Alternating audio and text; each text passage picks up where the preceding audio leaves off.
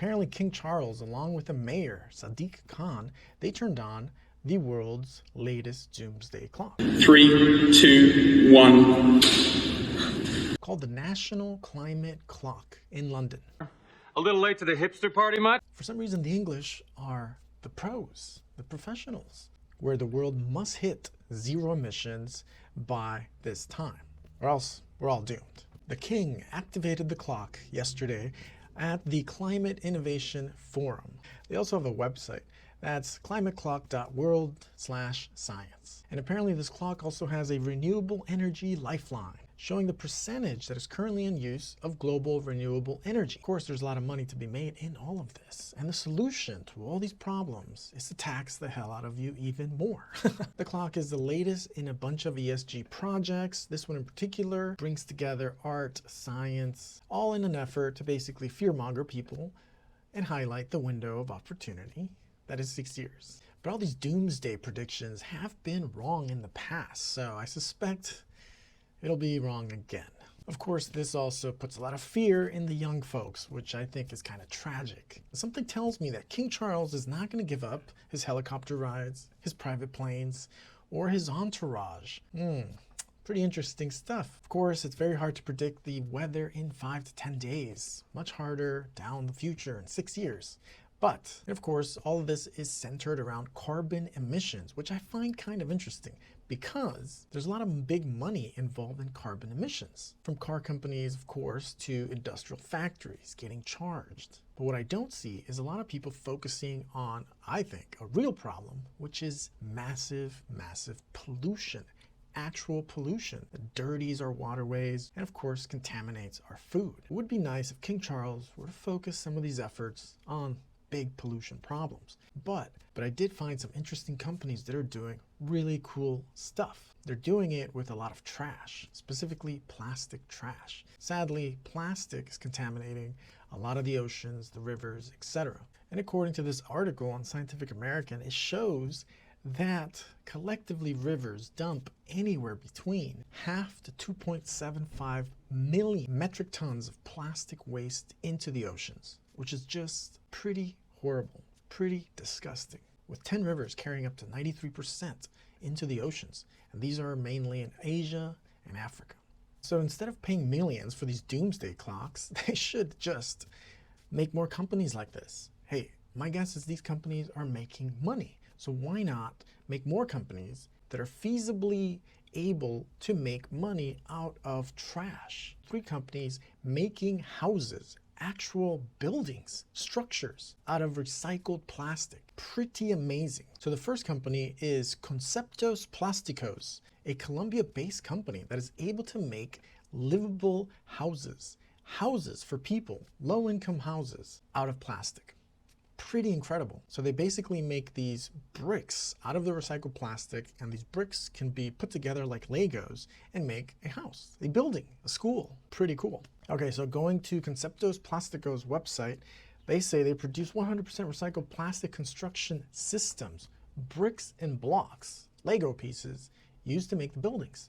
And I gotta say, they actually look pretty darn cool. So this makes sense to me. This makes sense. The help of reducing actual dirt pollution and contamination of the waterways, of course. And at the same time, they're able to pay for people to collect the plastic from the dumps or rivers themselves, wherever they can find them. So on their Instagram, they highlight a lot of stuff in Africa, which makes sense. Look at these structures. They look, frankly, I think they look amazing. They also go as far as saying that their plastic blocks, their bricks, are able to insulate the inside of the building structure. Therefore, it could be cooler in the summers or warmer in the winter.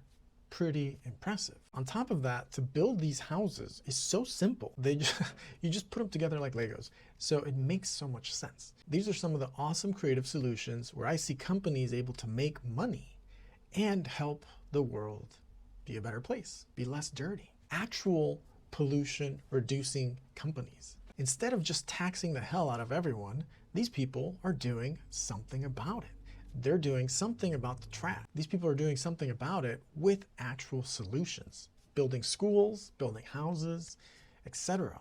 The only thing that I would be concerned about is when they're kind of melting the plastic, that would give off pretty toxic gases. So that could be dangerous, but otherwise it sounds and looks like a pretty amazing solution to a global problem. Another company is called EcoDom. This one's based in Mexico. They also make construction materials from plastic, where they're able to make a house out of this recycled plastic for less than $300, which is pretty amazing. This company is able to work with trash collectors in Mexico, which makes a lot of sense. And from this recycled material, they're able to make 4 distinct construction materials: thermal walls, concrete roofing, thermal roofing, and structural beams. And the last company making an actual impact, is called Eco Inclusion Foundation.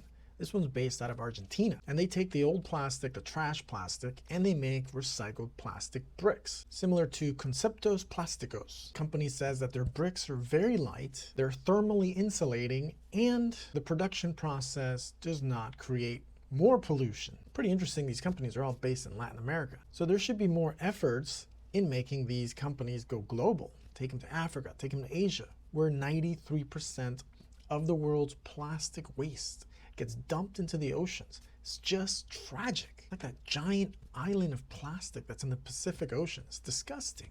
So while King Charles flies around in his private jet, wondering how to reduce carbon footprint, these companies are able to actually reduce trash pollution and put it to good use, where their solution is not to just tax the hell out of people, specifically the West, while everyone else is okay to pollute, right?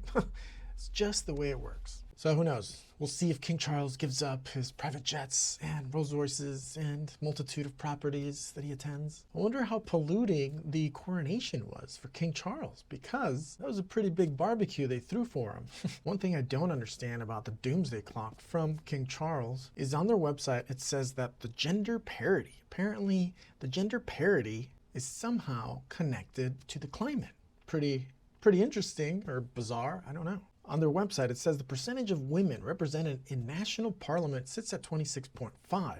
And this, they say that getting that to 50%, okay, will result in better climate. But they do highlight that women in general are more receptive to some of these climate agreements. They say that women are more interested in promoting the climate policies and the reduction of carbon dioxide. So who knows if that's accurate or not. And they go as far as saying that multiple studies show a clear positive correlation between female representation in parliament and robustness of climate policies. So I find that a little odd, but hey, interesting nonetheless. Well, anyways, we'll see. The Doomsday Clock rolls on, rolls forward.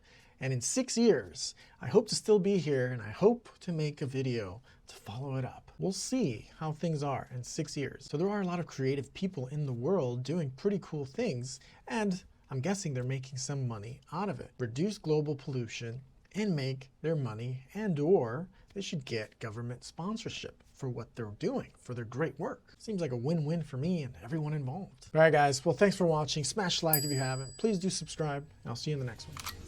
Maybach